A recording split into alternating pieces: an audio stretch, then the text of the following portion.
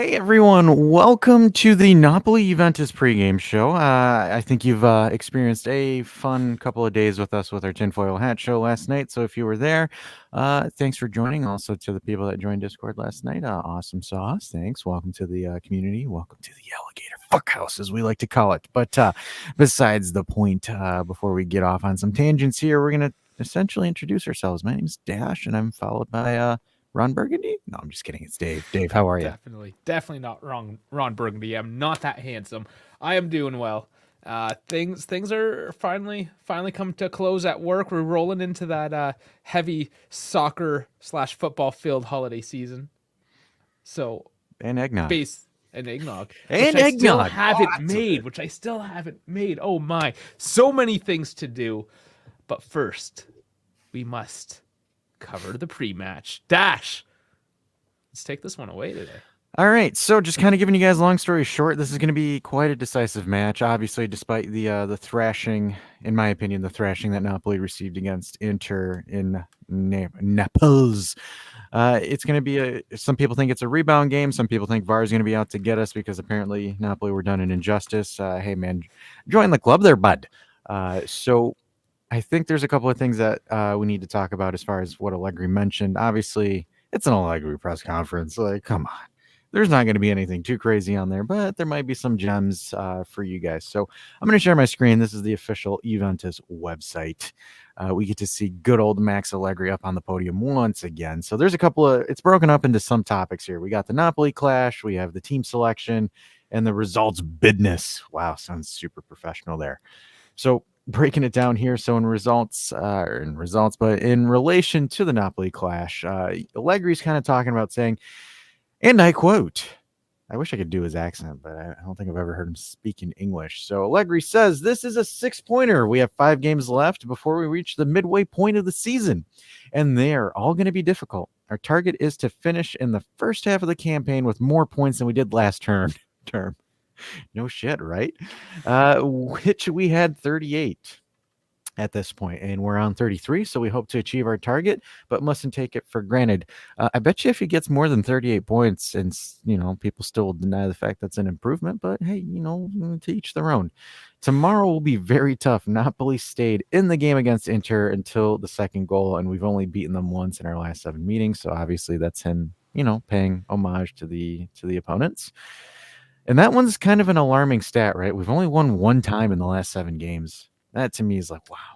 Yeah, different coaches, and then some more different coaches now. So it's a different team in a sense, different management. So we'll see. Yeah, we'll see how it works this time. We've struggled against the Naples boys. So following up with that, he says there's something that we need to make right. They're a dangerous side away from home, and they've gotten 17 points on the road, which is statistically true. Napoli have been playing very well away, terrible at home. So in regards to the roster, there's a couple of questions that were asked. Locatelli's ribs. Timmy at 100%? Is makes you laugh every time, I know. Is Danilo good to go? Is Sandro good to go? So we'll have some questions, and Allegri will answer them. So he says, Manuel, air quotes, Locatelli is fine, and everyone has recovered except Timmy and Danilo and Alexandro. They're better now, but they're not ready for full 90 minutes. Interesting. Okay, sure. And then in regards to team morale, he says, morale is great, and Monza win got people excited. And that's all well and good as long as we keep our goals in clear mind.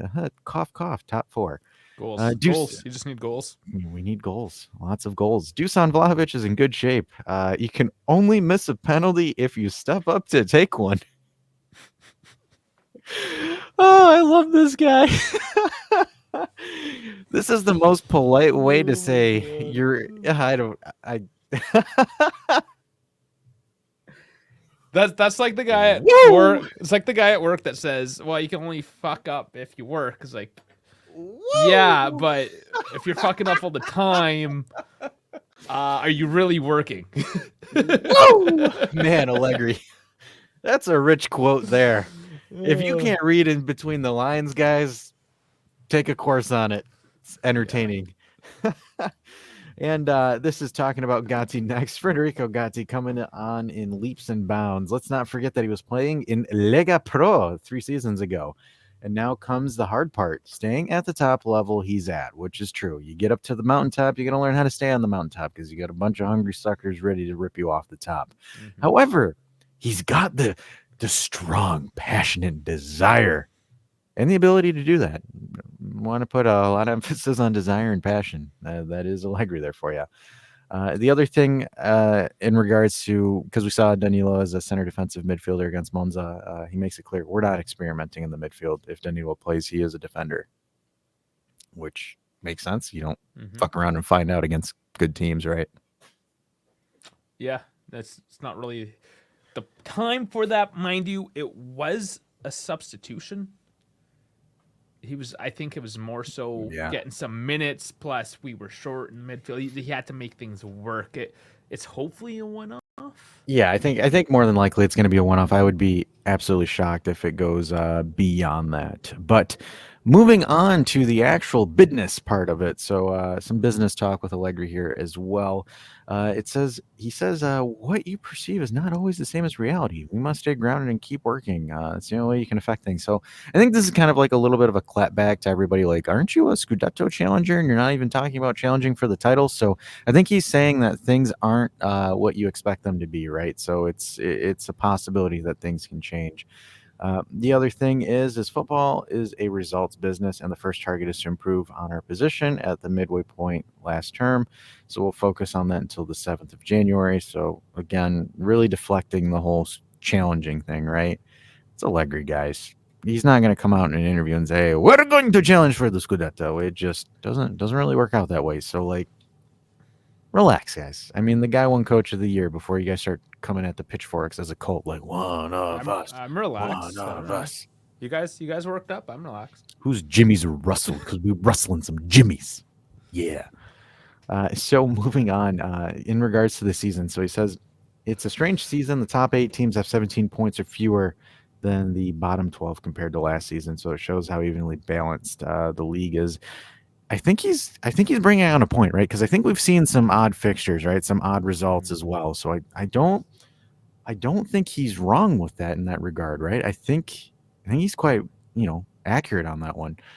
And then moving on, he says part of the job involves dealing with pressure, but we have to remember the league doesn't finish tomorrow. There's still a long way to go, and he's not wrong. The league doesn't finish tomorrow, but you kind of want to make a statement, and I think Juve need to make a statement because, hell, you've got Inter tipping their cap to them, saying that they're a strong and organized team. I think Juve need a game against a top contender where it's a comfortable victory, right? Because like Milan, Fiorentina, you can argue. Like, I think Juve need a statement win that's not debatable, right? Like, for example, Fiorentina, if one of those crosses went in, it would have been game over. Or with Milan, if the red card never happened, blah, blah, blah. I think Juve need a statement win against a top 4 team. Another 3-0 thrashing? Like a 2 or 3-0 thrashing. Yeah. Like, for example, if you starve Napoli and you beat them 2-0 and they don't have any chances whatsoever, that's a statement win. So I think in regards to that, I think he's relaying it on by saying that they need to have, like Juve should, in my opinion, have a statement win against Napoli. They have to have a coming out party in a sense, right? Where it's like, hello, I'm here. We're here to stay. They haven't done that so far. If you want to tell me and argue with me that Lazio is a top 4 team, just get out of here, please. Just stop. Stop it.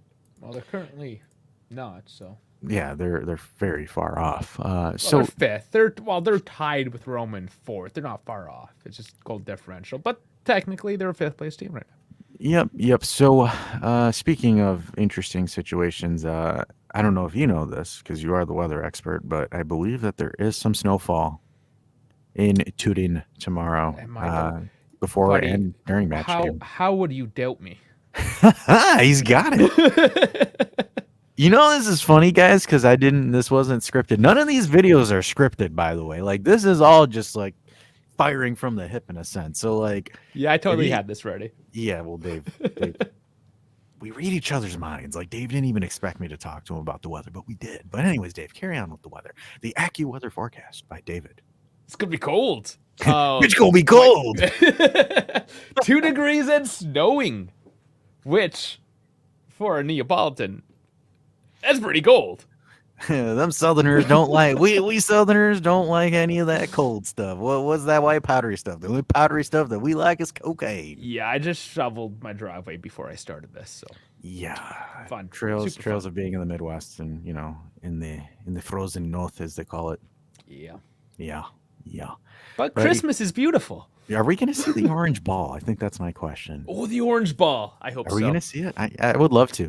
Part of me would love to, but at the same time, I'm like, oh god. Think of it this way: if the ball cannot move smoothly on the pitch because of snow, that kind of is a big minus for Napoli because they're Yes. very in up-tempo, crisp passing offense team. Whereas we don't We like to move the ball. we don't move the ball very well. So,